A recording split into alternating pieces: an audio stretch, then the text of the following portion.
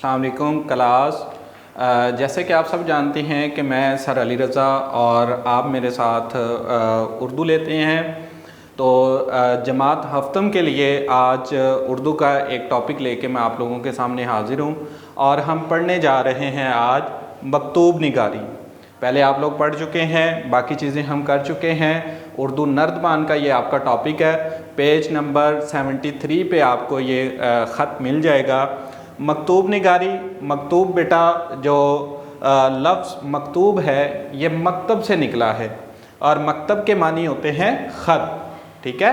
تو جہاں پہ بھی لفظ مکتوب دیکھیں آپ، تو آپ نے سمجھ جانا ہے کہ یہ خط کی بات ہو رہی ہے، ٹھیک ہے؟ تو خط کیا ہوتا ہے اور اس کا مقصد کیا ہے خط کا، وہ آج ہم ڈسکس کریں گے۔ آج کے دور میں اگر دیکھیں، ایک دوسرے سے ہم نے بات کرنی ہو، جو ہمارے پاس نہیں ہے، ہمارا دوست ہم سے دور رہتا ہے، تو ہم کیا کرتے ہیں، اس کو ٹیکسٹ میسج کر دیتے ہیں، ٹھیک ہے؟ یا پھر ای میل کے تھرو آپ یا کال کر لیتے ہیں۔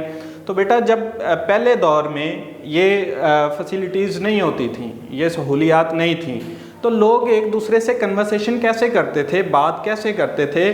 تو اس کے لیے بیٹا خطوط استعمال ہوتے تھے۔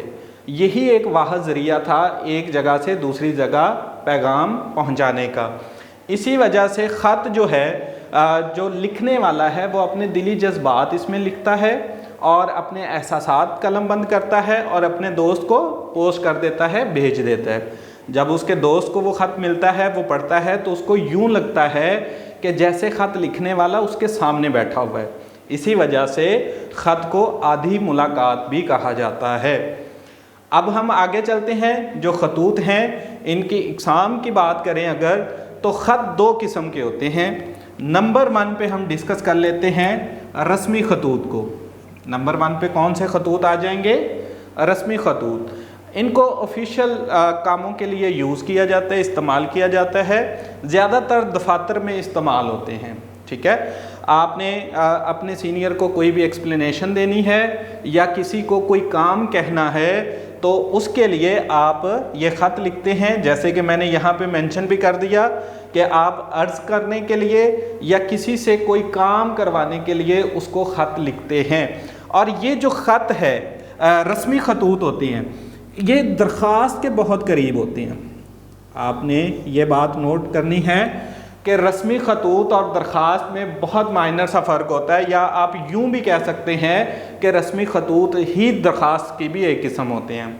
اب دوسری طرف آ جاتے ہیں، جو اس کی دوسری قسم ہے وہ ہے جی غیر رسمی خطوط۔ جی بیٹا رسمی خطوط کی سمجھ آ گئی، اب ہم چلتے ہیں غیر رسمی خطوط کی طرف۔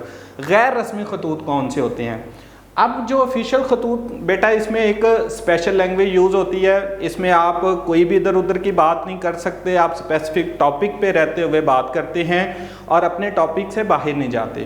لیکن جو غیر رسمی خطوط ہیں، یہ آپ لکھتے ہیں اپنے دوستوں کو یا رشتہ داروں کو، اور اس میں کوئی ٹاپک کی قید نہیں ہوتی۔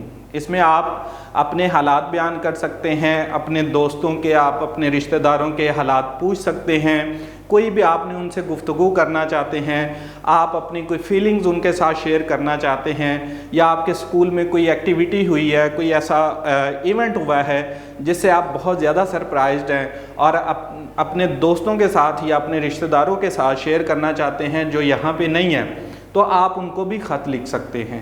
اور اس کے اندر ٹاپک کی کوئی قید نہیں ہے، آپ اپنے تمام احساسات، جذبات جس طرح سے چاہیں اس کے اندر لکھ سکتے ہیں، ایڈ کر سکتے ہیں۔